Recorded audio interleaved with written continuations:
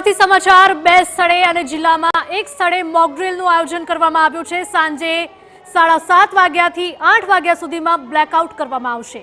પિસ્તાળીસ સાયરન વગાડવામાં આવશે। આ સાથે જ ફાયર અને અન્ય સાયરનનો ઉપયોગ પણ કરવામાં આવશે।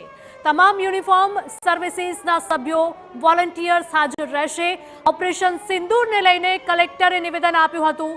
લોકો આર્મીની રિસ્પેક્ટ કરે તેવી કામગીરી થઈ છે। સ્થાનિકો પણ આ કાર્યવાહીથી ખુશ છે, સંતુષ્ટ છે। એર સ્ટ્રાઇકની કામગીરી માસ કેઝ્યુઆલિટીને ધ્યાને રાખીને કરવામાં આવશે।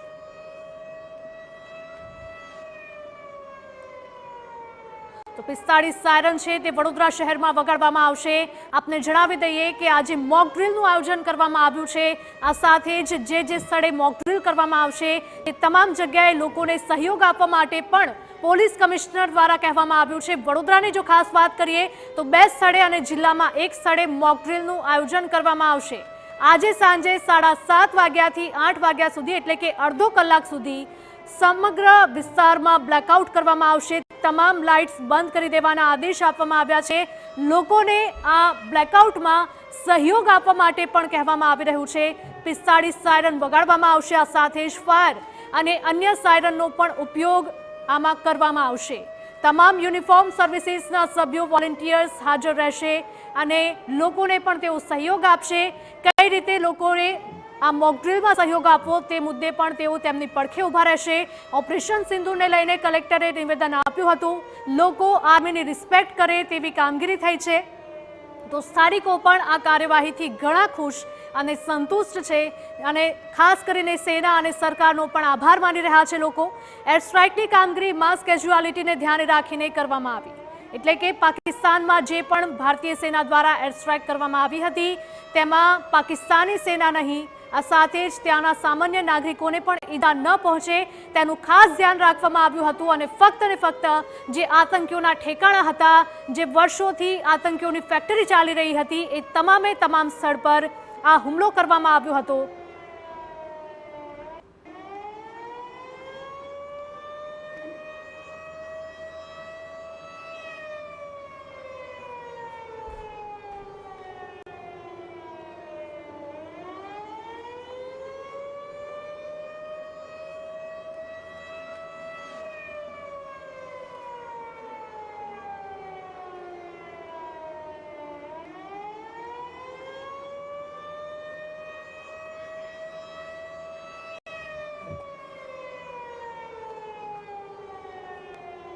જેમ જેમ દિવસ વીતી રહ્યો છે તેમ અપડેટ પણ આવી રહ્યા છે।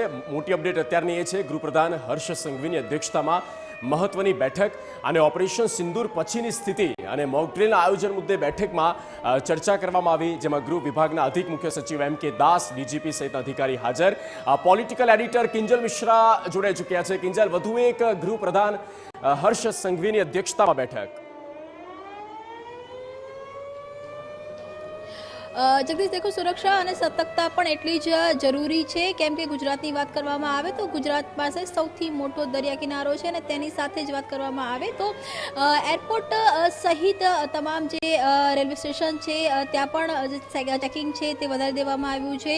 અમદાવાદ એરપોર્ટ સિવાયના તમામ જે એરપોર્ટ છે ગુજરાતના, ચાહે રાજકોટ હોય, જામનગર હોય કે ભુજ હોય, તમામ જે એરપોર્ટ ઉપરની એર ફ્લાઇટની જે એક્ટિવિટી છે તેને બંધ કરી દેવામાં આવી છે અને તેની સાથે જ અમદાવાદ એરપોર્ટ ઉપર પણ પેસેન્જરો માટે એડવાઇઝરી છે જાહેર કરવામાં આવી છે કે અનેક જે એર ફ્લાઇટ છે તે રદ કરવામાં આવી છે। એટલે જ્યાં સુધી કોઈ પણ જે પેસેન્જર છે તે એરપોર્ટ આવતા પહેલા પોતાની જે ફ્લાઇટ છે તેનું ફાઇનલ સ્ટેટસ છે તે ચેક કરીને આવે।